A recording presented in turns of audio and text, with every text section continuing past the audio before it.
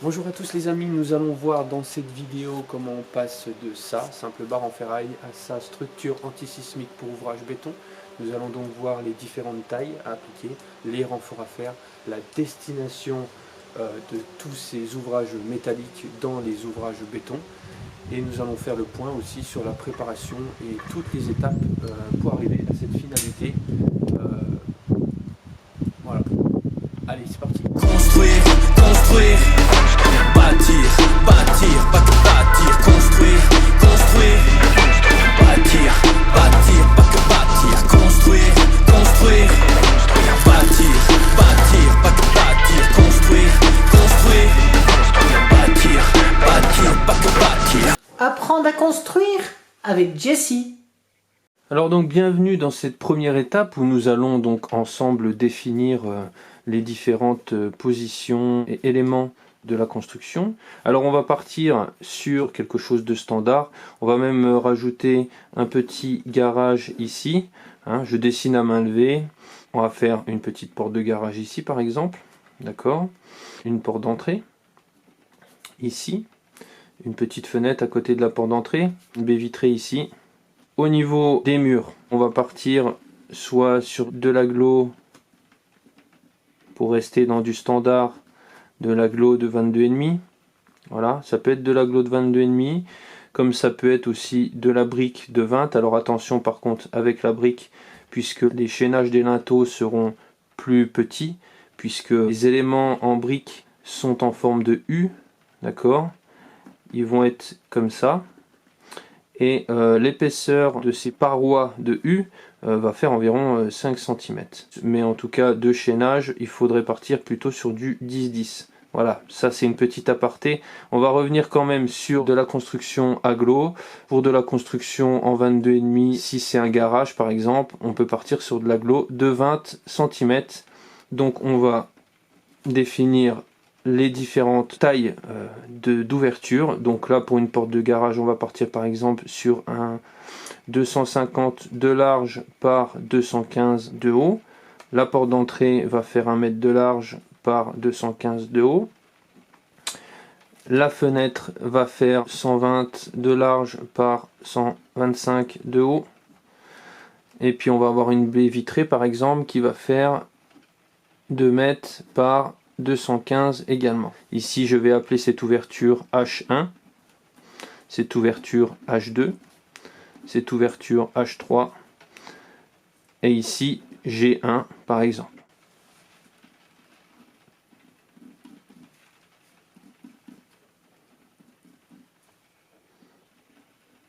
Donc ensuite on va partir sur une vue en coupe pour pouvoir voir ensemble donc les autres éléments qui n'apparaissent pas sur ce plan. Paf, nous avons le mur qui est ici. On peut imaginer une dalle, une dalle béton. Ensuite, vous avez votre fondation ici, tac.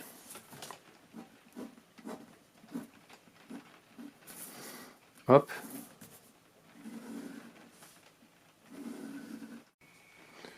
Donc on va retrouver notre ouverture baie vitrée H1 ici.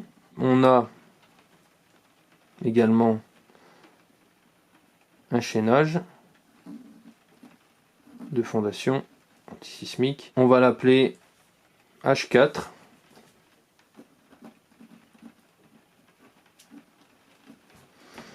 Ensuite, nous allons rajouter des raidisseurs au niveau des angles, au milieu des parois. Après, il faut voir aussi si les parois sont enterrées ou pas. Les raidisseurs, on va les appeler, vu qu'on en est à H4, on va appeler ça H5. Il reste encore des chaînages, notamment le chaînage horizontal, qui va se trouver à peu près ici, juste en dessous de la dalle, et qui va faire donc toute la périphérie de la construction. Donc ce chaînage là on va l'appeler H6. On va parler du ferraillage de la dalle. Donc forcément si c'est une dalle béton elle va être ferraillée de part et d'autre, tac tac. Voilà, on va appeler tout ce ferraillage H7.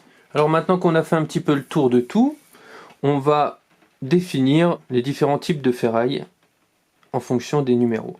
Donc nous avons H1,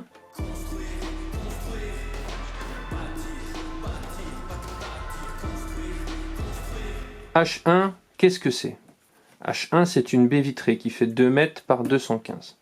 Donc 2 mètres c'est la largeur, 215 c'est la hauteur. La hauteur, on s'en fout. H1 représente les 2 mètres, donc elle va faire au minimum 2 mètres. Il faut prendre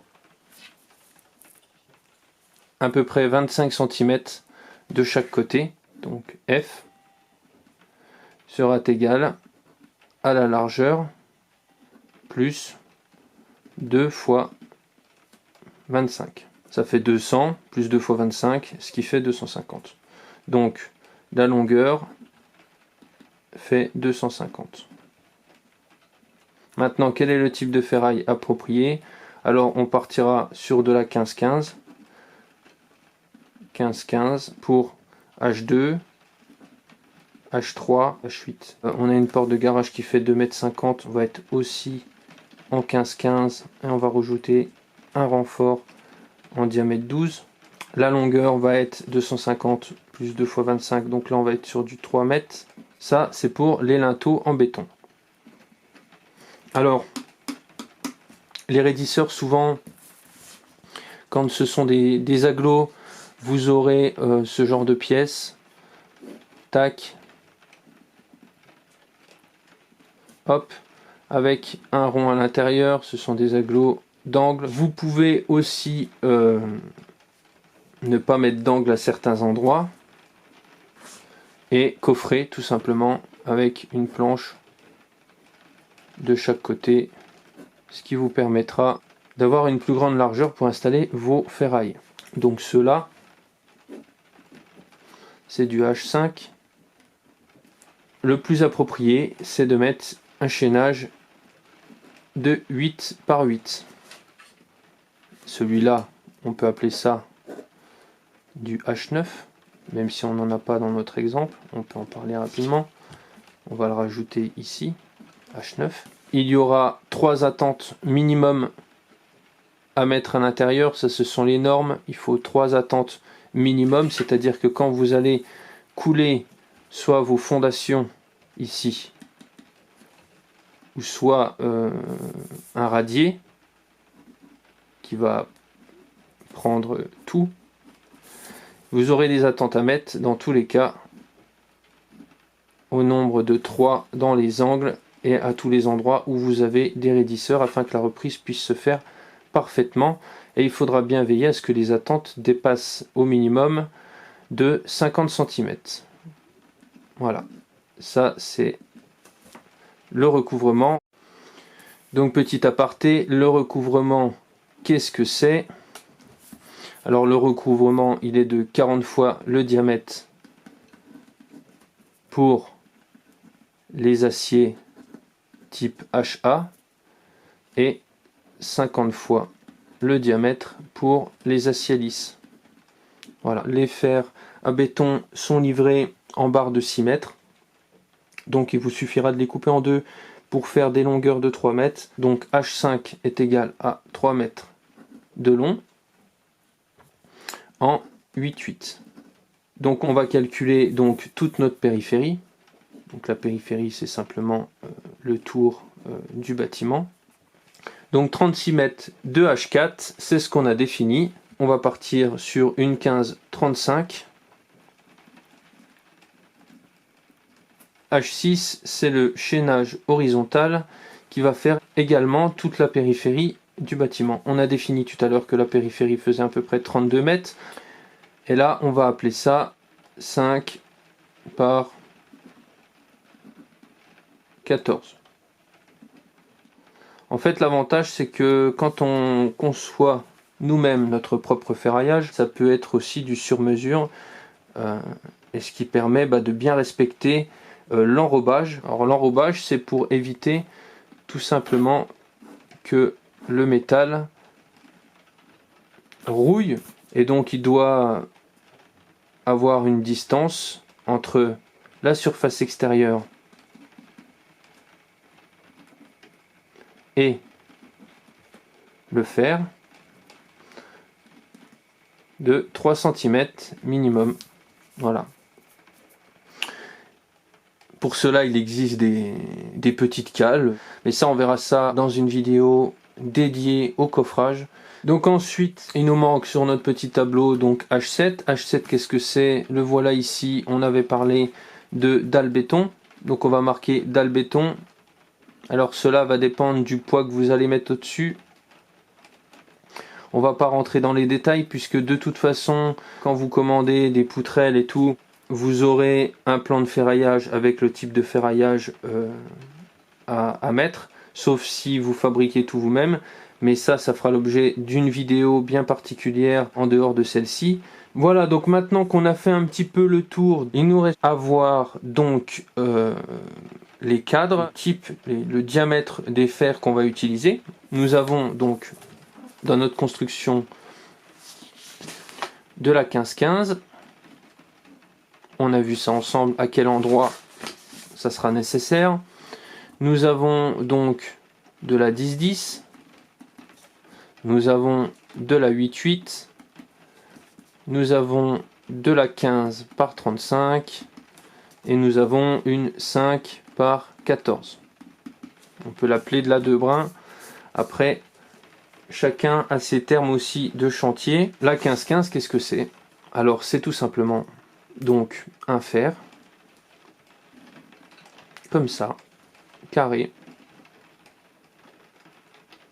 hop, avec 4 barres.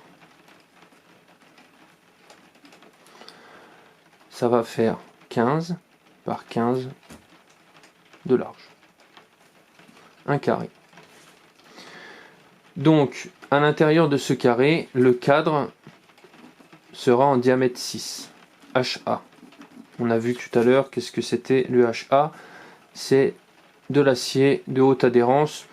Il se remarque facilement puisqu'il y a des stries en métal sur la barre. Vous voyez, la barre, elle est comme ça. Contrairement à de l'acier lisse, où c'est que la barre, elle est lisse. Ensuite, les fers principaux, il y en aura 4. Ce sera du diamètre 10 minimum. Après, étant donné que c'est vous qui concevez vous-même vos propres chaînages, il peut être intéressant de mettre par exemple du diamètre 12 à la place du diamètre 10 afin d'avoir un chaînage beaucoup plus solide et résistant. Ensuite, quand on parle de renfort en diamètre 12, donc par exemple nous avons mis un renfort en H1 et en G1, donc des ouvertures qui représentent une certaine largeur dans laquelle il peut y avoir un peu de poids ou même de la charpente au-dessus. Après tout dépend le sens du toit et la portée. On va pas rentrer dans le sujet des descentes de charge, ça fera l'objet également aussi d'une autre vidéo. Quand il y a des renforts à faire, sachez que les renforts en diamètre 12 vont se positionner à peu près ici, un petit peu en dessous du milieu, ce qui permet d'être dans la zone tendue. Un chaînage s'est fait comme ceci, il y a plusieurs cadres à l'intérieur. Voilà, tac tac. Il faudra donc être attentif donc à l'espacement des cadres entre eux. Pour de la construction traditionnelle simple, on va mettre un espacement entre 20 et 25 cm. Nous avons notre 8-8 par exemple, tac, qui est également un petit carré. Vous pouvez mettre simplement des fers principaux de diamètre 8 et vos cadres ils seront de diamètre 6. Les espacements des cadres entre eux, 50 cm, ça suffit. Pour la 10-10, ça va être exactement la même chose, mis à part que vous pouvez quand même transformer vos fers principaux diamètre 8 ou diamètre 10. tac. On sera toujours sur des cadres de diamètre 6. Ça permet d'avoir une certaine solidité, en même temps une certaine souplesse lors du pliage. Et puis pour le 15-35, alors le 15-35 ce sont les ferrailles de fondation, ça fait 15 par 35, on l'a vu. Cependant, étant donné que la largeur est un peu plus grosse, on va rajouter donc un fer au milieu. Ce qui fait qu'il y a 6 fers en tout. Alors en temps normal, on est quand même sur du diamètre 10, avec des cadres en diamètre 6. Il nous reste une ferraille qu'on n'a pas vue, c'est la 5 par 14. On est sur du fer principal de diamètre 10 avec du cadre de diamètre 6. Il serait important de prévoir dans votre commande des fers de 10 ou de 8 en plus pour lier les chaînages entre eux. Il faudra que vous fassiez quand même des équerres. Alors normalement c'est 3 dans chaque angle.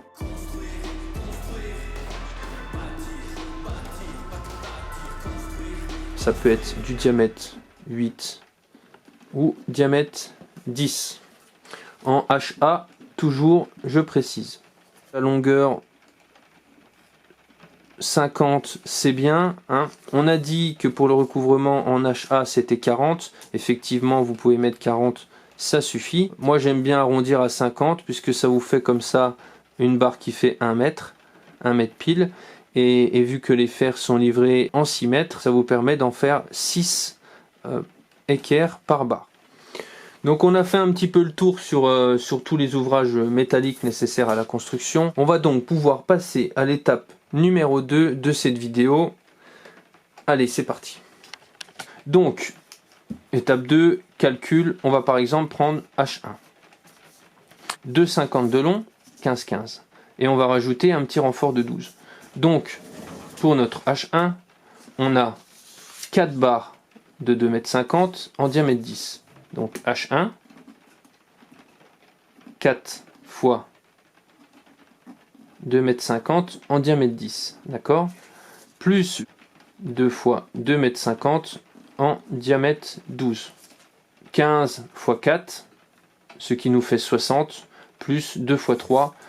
Pour la 15-15 par exemple, nous avons des cadres qui font 66 cm. Après, il peut être sympa aussi de calculer le nombre de cadres exacts que vous avez besoin. 2,50 m divisé par 25, ça vous fait 10 unités. Donc vous avez 10 cadres à réaliser. Si vous avez des questions, n'hésitez pas à les poser en commentaire, je vous répondrai. On va pouvoir passer à la découpe. Donc là on va s'occuper de couper les grandes longueurs en fer de 10, de 10 et de 12. Alors je me suis fait aussi donc des étiquettes.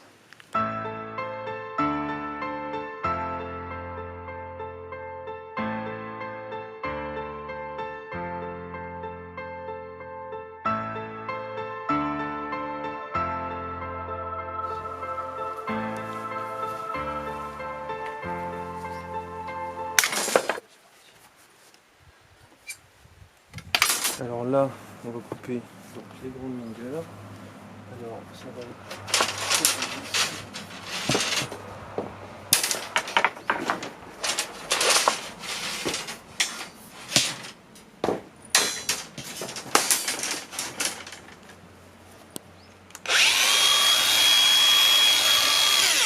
Attention. Non, non, non. Il faut mettre les lunettes de protection. Alors. Là c'est bon.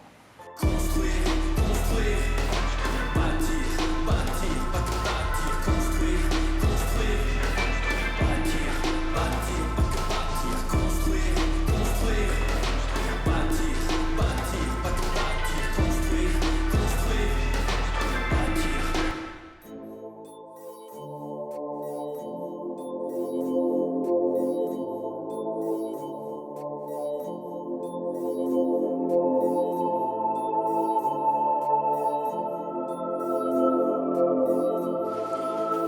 Alors, la première étape sera tout simplement de commencer à plier tous les cadres qui permettront d'assembler les fers entre eux. Vous allez retrouver donc de la 15-25, voilà, principalement pour les poutres. Vous allez retrouver donc des petits cadres pour la 8-8, donc ça fait 8 par 8 tout simplement, pour les raidisseurs.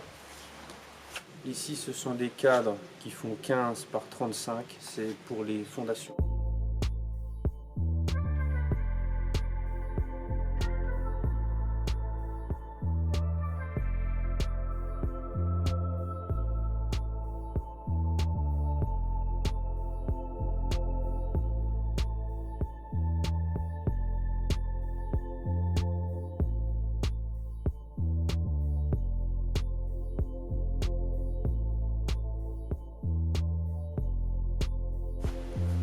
Vous voyez, tous les cadres sont munis d'un petit crochet.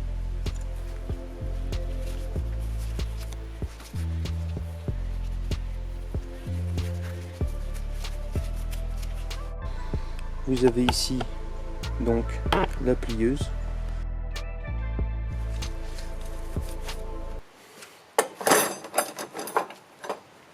Il vous suffit tout simplement de mettre votre ferraille à l'endroit nécessaire et puis ensuite vous pliez. Voilà. Et là vous avez votre premier petit crochet. Ensuite vous retournez votre ferraille et puis là c'est parti. Alors bien sûr il faut à chaque fois s'arranger pour faire un angle droit.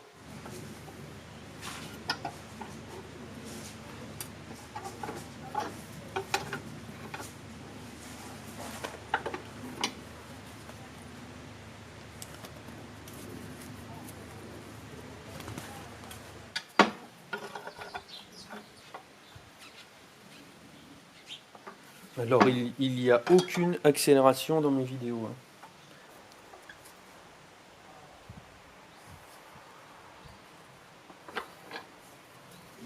Et là vous avez un cadre qui est presque parfait. Donc on a bien un cadre qui fait 15 par 15.